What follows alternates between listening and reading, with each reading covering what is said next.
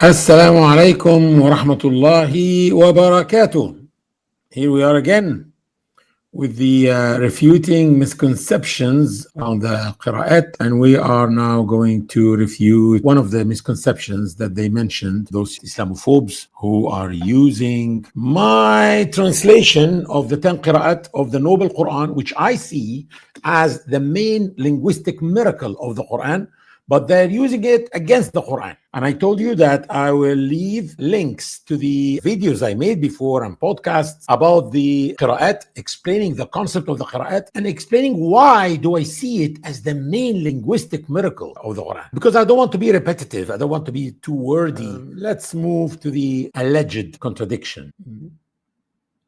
They are using this sign of surat Yusuf, which is sign number 90. It says, قالوا أئنك لأنت يوسف قال أنا يوسف وهذا أخي قد من الله علينا إنه من يتق ويصبر فإن الله لا يضيع أجر المحسنين.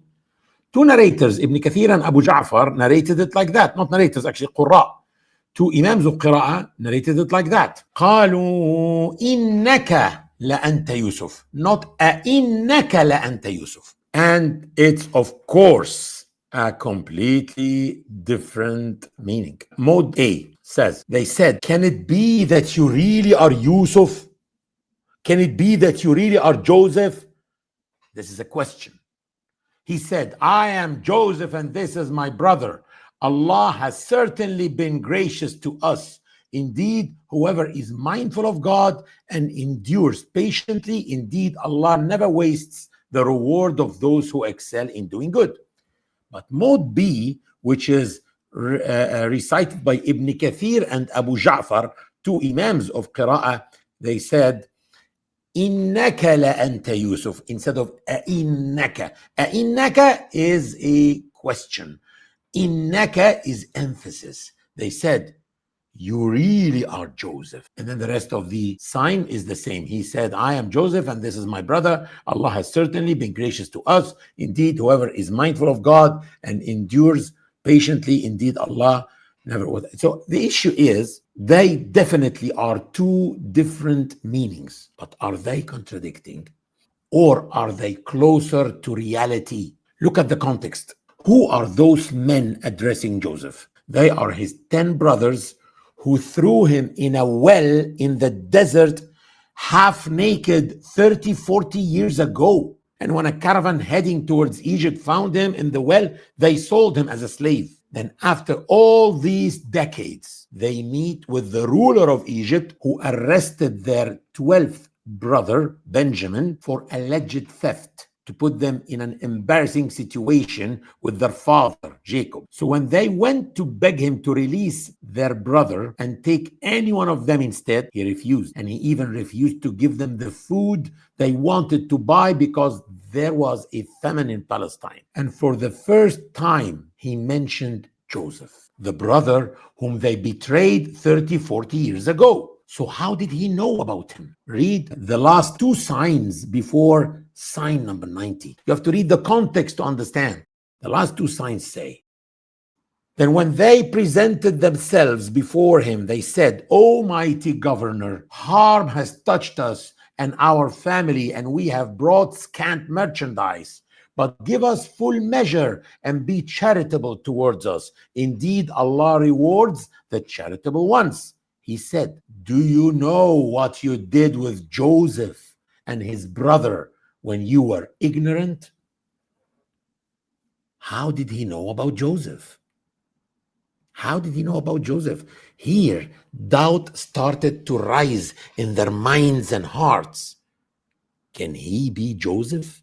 Because they knew that the caravan that took him was heading to Egypt. And now they are in Egypt after 30, 40 years.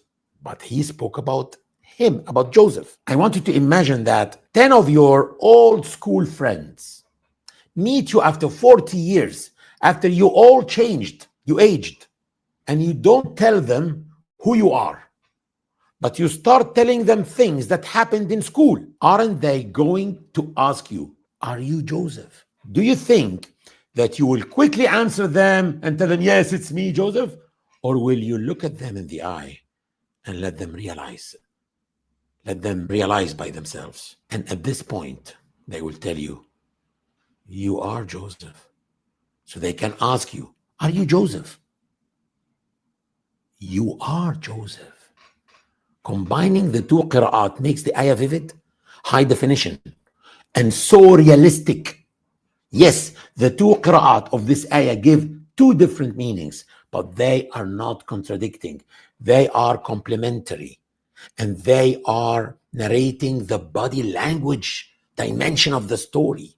The issue is that the physical miracles of Moses prove the genuineness of Moses as a prophet of Islam, of course, and the Torah as a divine scripture of Islam.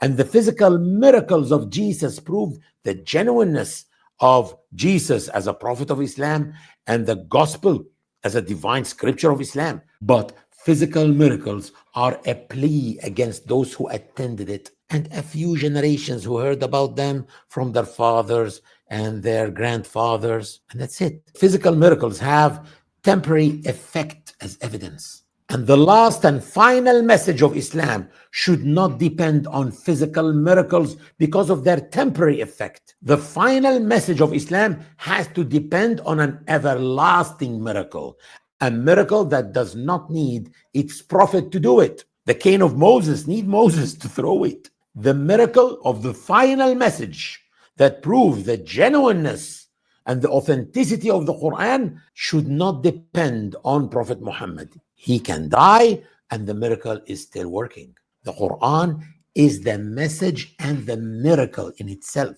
It proves its own authenticity, and the linguistic aspect of the Qur'an is one of its miracles.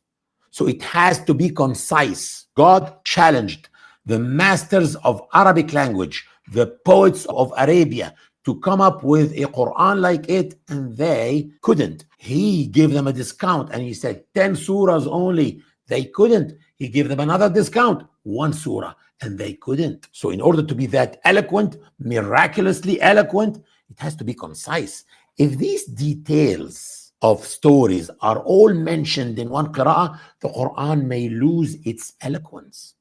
So the Qur'an rewrote the scenario of the stories of the prophets in Arabic in a style that the Arabs themselves never experienced, which is the Qira'at. That's why I believe that the Qira'at is the main linguistic miracle of the Qur'an. And I will put in the description box a link or two for some videos in which I explained the Qira'at and the beauty of the Qira'at, and I gave many examples of these differences in meanings that are compiled together to give a holistic meaning, but no meaning of them contradicts with the other unless you look at it out of context. So as you see, there is no contradiction in Surah Joseph, sign number 90, as they claimed.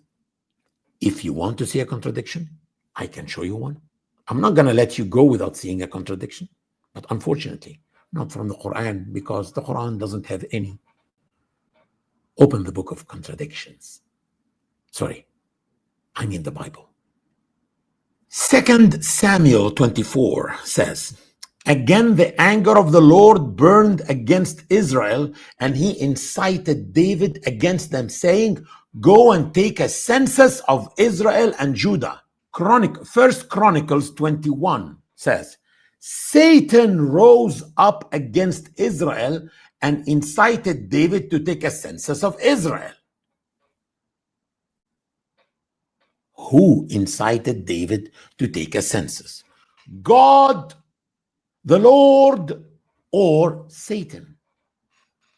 Don't tell me those are two different accounts or two different occasions, because the rest of the story narrates the same account exactly. Continue reading in Samuel 2. So the king said to Joab, and the army commanders with him, go throughout the tribes of Israel from Dan to Beersheba and enroll the fighting men so that I may know how many there are. Same thing exactly. Verse 2 in 1 Chronicles 21. So David said to Joab and the commanders of the troops, go and count the Israelites from Beersheba to Dan. Then report back to me so that I may know how many there are. And also, by the way, the reply of Joab is the same in Chronicles 21. But Joab replied, may the Lord multiply his troops 100 times over, my lord, the king. Are they not all my lord's subjects? Why does my lord want to do this? Why should he bring guilt on Israel? Listen to it. Verse number 3 in 2 Samuel. But Joab replied to the king, may the Lord your God multiply the troops 100 times over, and may the eyes of my lord the king see it. But why does my lord the king want to do such a thing? Same thing, same occasion, same story, but one of them, God told David to take census, and the other one, Satan, Lucifer, the devil, told him to take census. Are these the same? Who's talking about contradictions now? I'm sorry. Is he going to ask him every single time he orders him to take census? He's going to ask him the same question? Why must the king, my lord, wants to do this? Come on. If this is not a contradiction, then what is? I'm sorry, because I have to catch my plane now to Albania, and I won't be able to post more videos replying to the last 2 alleged contradictions before maybe 10 days. But I promise that I will do so. I want you to read the Qur'an every single day. Don't stay away from the Qur'an for more than 24 hours.